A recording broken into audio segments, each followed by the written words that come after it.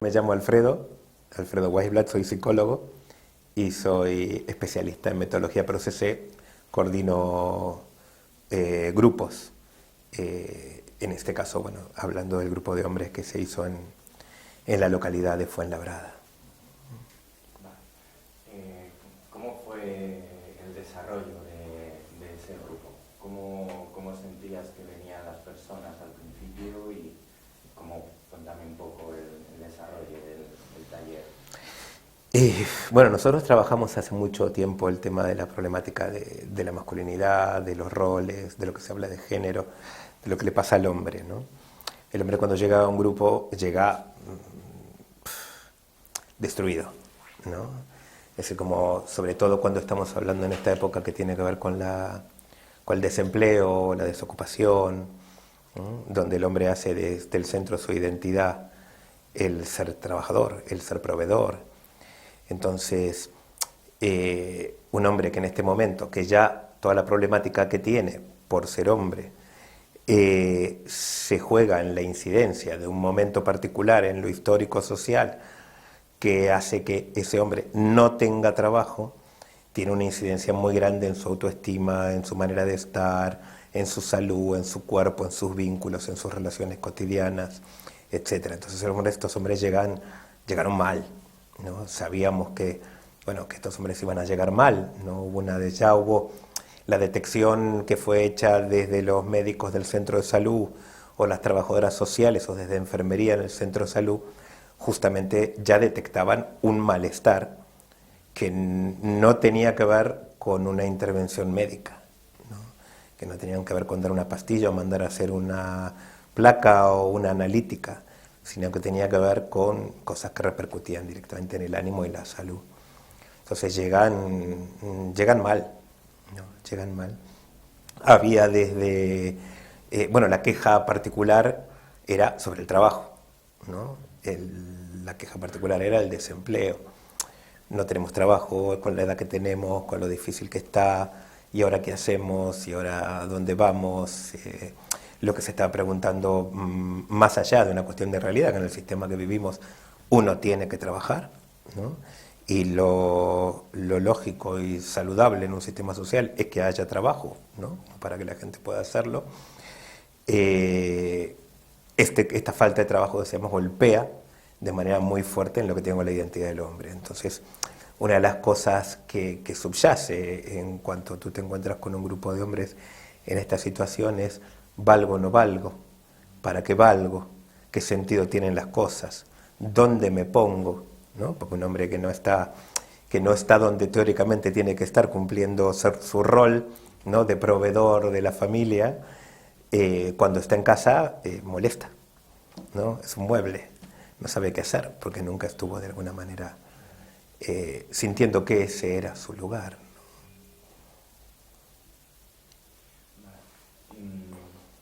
¿Cómo ha sido un poco la experiencia, sabiendo ya el resultado un poco final de esta intervención con el grupo de Fuenlabrada?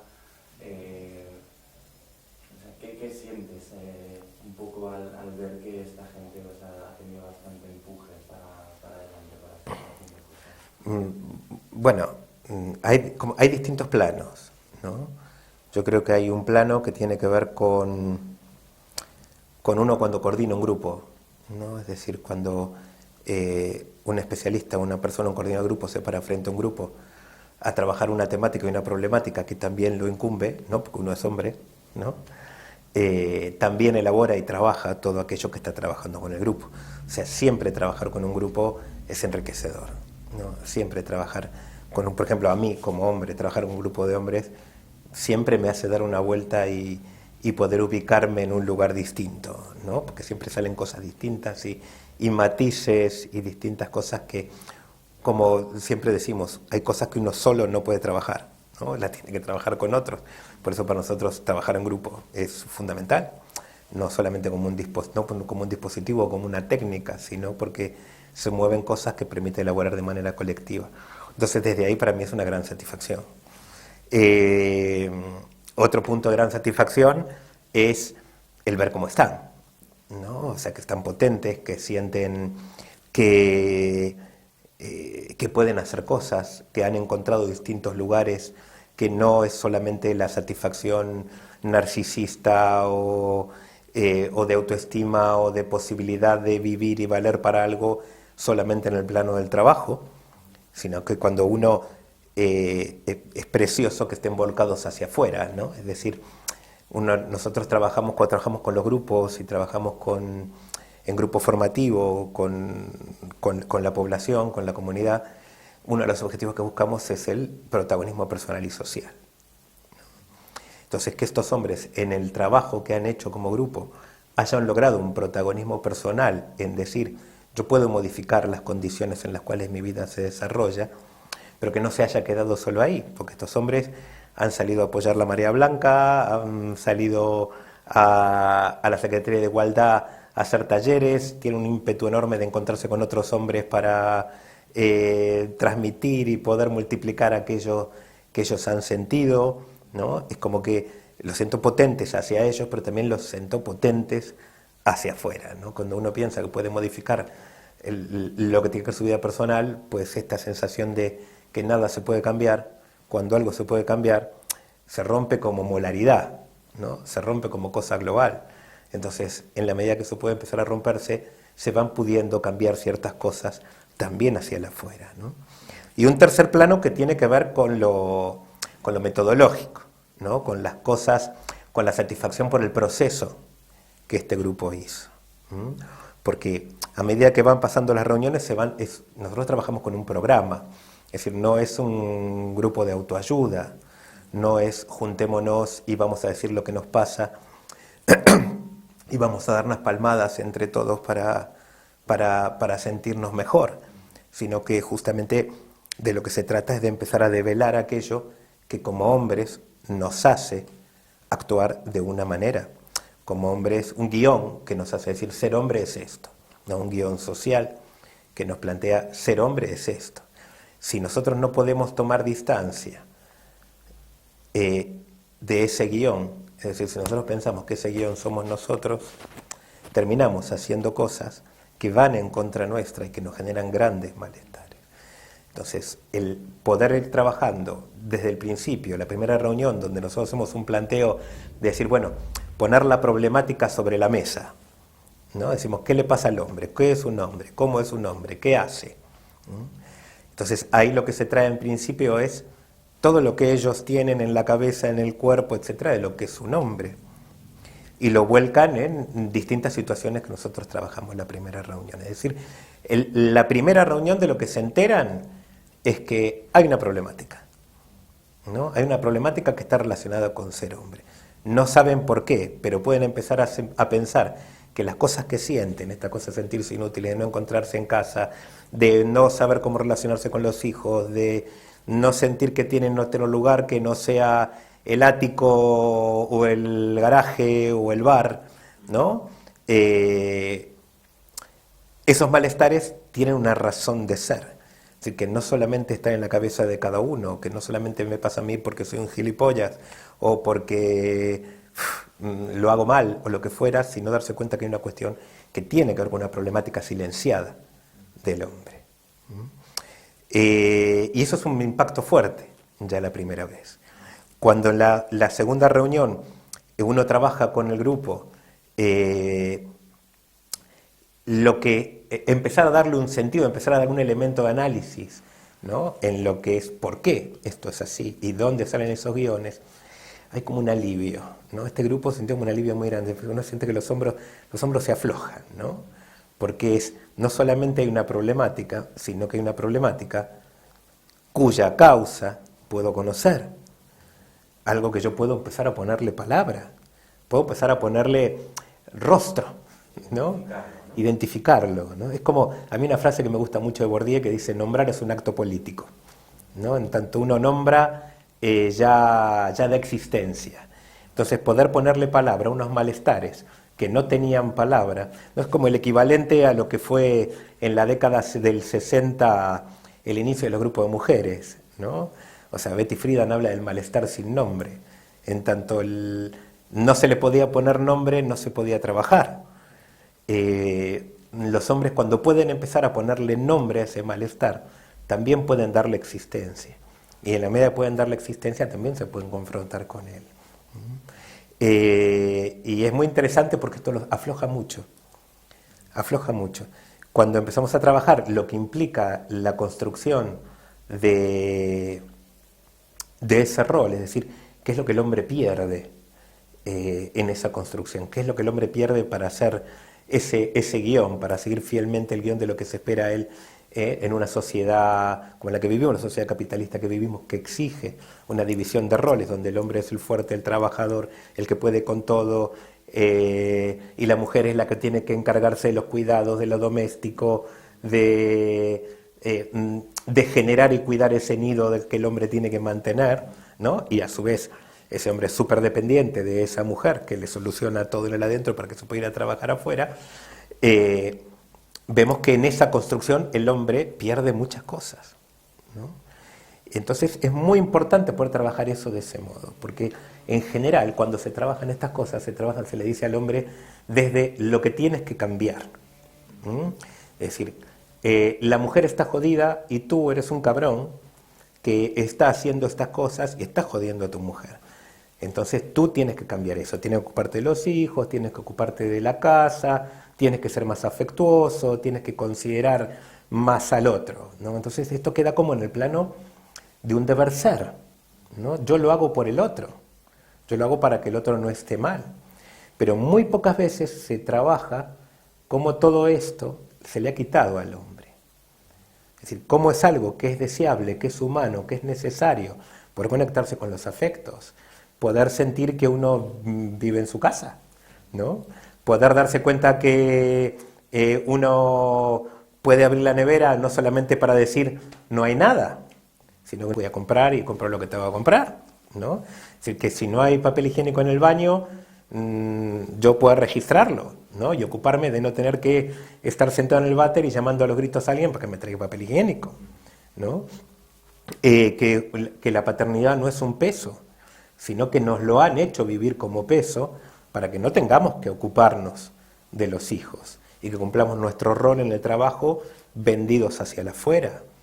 Entonces cuando tú en un grupo, y un grupo que es muy sensible como fue este, ¿no? Un grupo en el cual fue muy importante todo lo que se pudo armar a nivel red, ¿no? A nivel contención, es decir, el grupo en el momento donde tú empiezas a ver cómo se construye este hombre desde lo hegemónico social y cómo este hombre tuvo ese peso tan grande, porque parece que el hombre no tiene ningún peso, ¿no? en lo que toca su rol, que es meramente un privilegiado, que son privilegios que existen, son privilegios reales, pero que lo que hay que hacer es quitarle ese matiz de privilegios, ¿no? Porque mientras que los hombres también sigamos pensando que son privilegios, es difícil soltarlo, ¿no? Igual que ciertas cosas que hacen la construcción de la identidad femenina, que hacen a un poder, pues soltar un poder no es fácil, ¿no? Entonces, el trabajar cómo armar a ese hombre que llegó roto a ese grupo, armar a ese hombre que llegó con intento de suicidio, que llega con las piernas destruidas porque nunca pudo hacerse una operación de varices porque cómo iba a faltar al trabajo, encontrarse con un hombre que no duerme, con insomnio, que no puede pensar en otra cosa que el trabajo porque no lo tiene, porque cómo va a alimentar a la familia, etcétera. Encontrarse con esos hombres y esos hombres mirarse y darse cuenta que en esa construcción esos malestares que sienten son consecuencia de todo aquello que se le ha quitado, porque al hombre lo que se hace es la riqueza de lo humano, la riqueza del ser humano, más allá de ser hombre o mujer, la sensibilidad, el cuidado, el amor, la conexión, la comunicación, es como si todo eso en el hombre se hubiera hecho, ¿no?, un bollito machacado y se hubiera metido por un tubo para que del otro lado salga una fuerza de trabajo.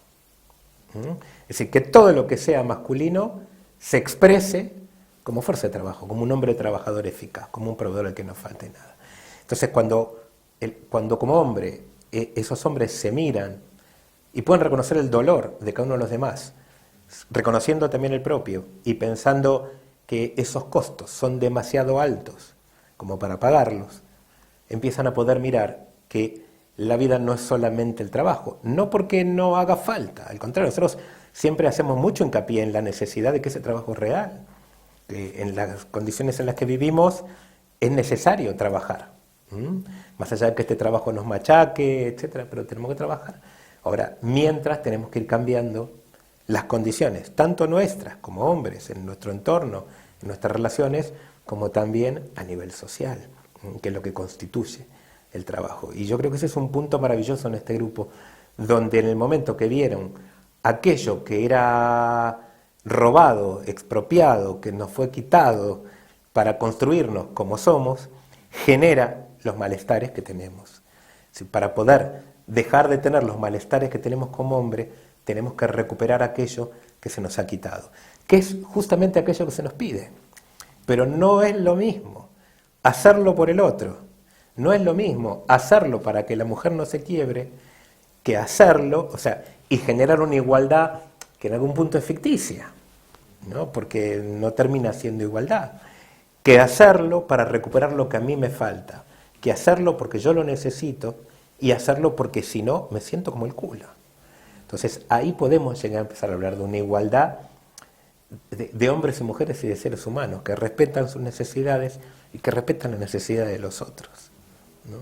Entonces en ese proceso también fue un proceso maravilloso, maravilloso eso, porque después hemos trabajado cada una de estas cosas, ¿no? Es decir, la paternidad, bueno, ¿qué hacemos para recuperar la paternidad? ¿Qué nos pasa? Porque ya hemos hablado de por qué nos la quitan, pues ahora hablemos de cómo la recuperamos, ¿no? Las escenas que aparecían hombres absolutamente incapacitados en lo doméstico, ¿no? Había uno, por ejemplo, en la rueda inicial, él decía, cuando hablamos, siempre digamos cuando trabajamos con un grupo, sabemos que es difícil hablar, sabemos que es difícil, ¿no? Empezar, ¿y yo qué digo? Y me van a mirar y todo eso, todas las ansiedades son enormes.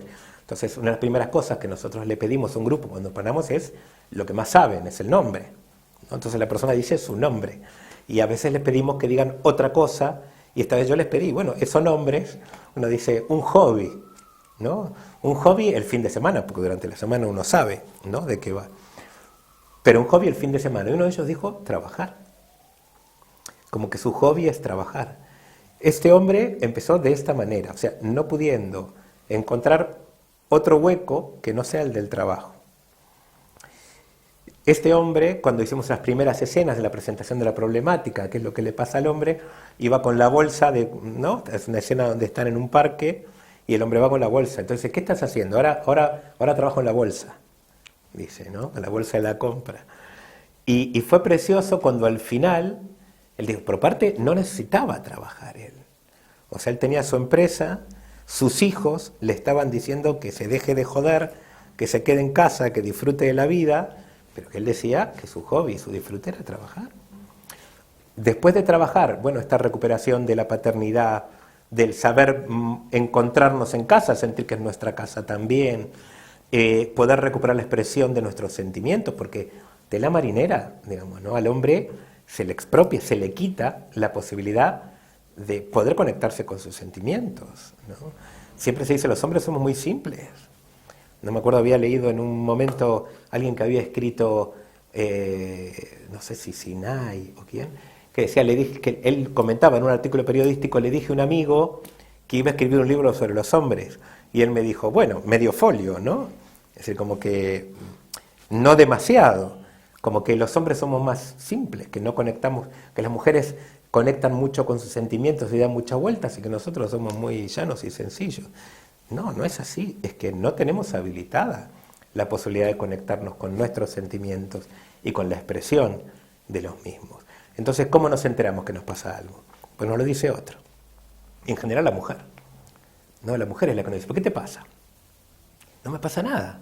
Pero vamos, ¿cómo no te pasa nada? No me pasa nada, no me busques cosas, ¿no? Entonces, claro, conectarse y hablar de la expresión de los sentimientos frente a un grupo de hombres que también están escuchando y que también están expresando, ya de por sí es la recuperación de facto y ad hoc de esa expropiación que tiene que ver con la dificultad de expresar los sentimientos, ¿no? Después de recuperar la capacidad de aprender, como siempre tenemos que decir que sabemos todo y nunca podemos decir que hay algo que no sabemos, nos perdemos también la posibilidad de aprender.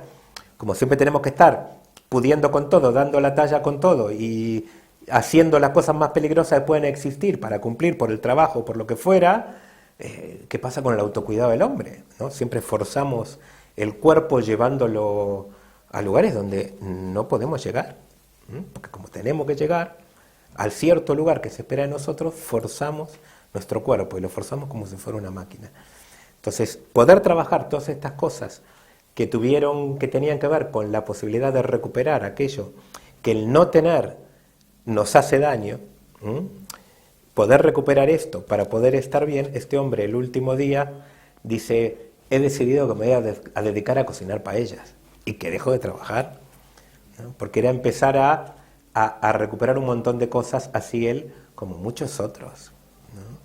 Y eso es una pasada verlo. Y verlos cómo están, y ver cómo se miran, y ver cómo se conectan, y cómo se apoyan, y cómo cada uno, cuando se encuentra con el otro, se da un abrazo interminable, y que se preguntan cómo están, y no para contestar bien o te cuento, ¿no? No sé, es muy satisfactorio, muy satisfactorio.